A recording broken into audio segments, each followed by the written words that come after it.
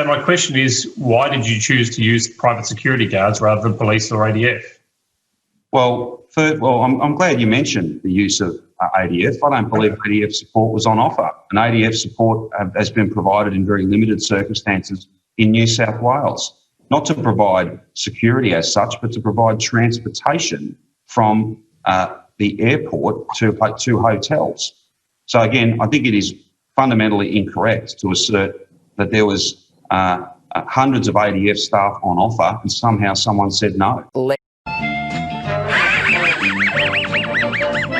Letters, PM's offers met by silence. And of course, the front page story says this: Scott Morrison personally wrote to Victorian Premier Daniel Andrews 3 times in the space of a week in early July to offer the support of the Defence Force as it became apparent the state's bungled hotel quarantine program had sparked a second wave outbreak of coronavirus in a 149-page submission to the Hotel Quarantine Inquiry. The Department of Prime Minister and Cabinet and the Defence Department revealed Mr Morrison repeatedly reached out to Mr Andrews, reiterating the offer. When the COVID-19 case members began to escalate in Victoria by the end of June 2020, the Prime Minister wrote to Premier Andrews on 3 separate occasions, July 4, July 6 and July 11, reaffirming the Commonwealth's preparedness to continue the provision of ADF support to Victoria as needed, the submission stated. And revelations of the Prime Minister's office to help Mr Andrews came as the Premier said on Wednesday that he stood by his statement to a state parliamentary inquiry last month that it was fundamentally incorrect to assert that there was hundreds of ADF staff on offer and somehow someone said no. Well, I've got to say, Caleb, this is game, set and match for Daniel Andrews. He's been called out. Interesting. Schultz, can you confirm any of this? Do you have any indication? I see nothing. I know nothing.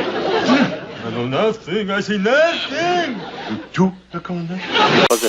Ultimately, all these measures are the product of advice. Some of that's I don't know exactly which person at what moment said that, but there's ongoing discussions, lots of different people talking, both us as a government, officers, so senior officials, members of Victoria Police. It's no more or less complicated than that.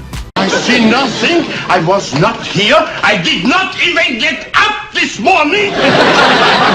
Just asking whose idea it was. Well, decisions are made by groups of people, and I can't necessarily pinpoint for you the exact individual and the exact moment that it was suggested. Decisions are made by groups of people, and I can't necessarily pinpoint for you the exact individual and the exact moment that it was suggested that we put a curfew on.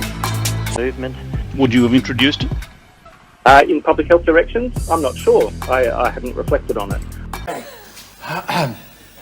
I know nothing. I know nothing. No. Nothing. No, forget that. No, I forget everything. I know nothing. No, you can tell her. You can tell her. I cannot. Yes, tell her. Oh, tell her, please. Tell her. No, I know nothing. The effect that no one's claiming ownership of the decision, even though no one seems to have spoken against it at the time, and no one who might have been the decision maker seems to suggest that if it had been them, it would have been a bad decision.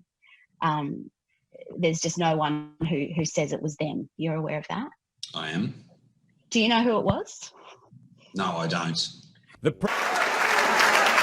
It's not funny.